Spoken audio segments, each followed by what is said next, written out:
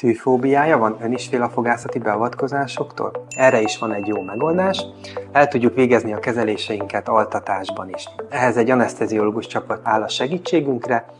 Gyakorlatilag egy előzetes vizsgálat után mellkasröntgen, EKG elkészítése és egy friss vérkép mellett nagy biztonsággal altatásban fájdalommentesen tudjuk elvégezni a beavatkozásokat, az egyszerűbb fogászati kezelésektől egészen a komplex, bonyolult szájsebészeti beavatkozásokig.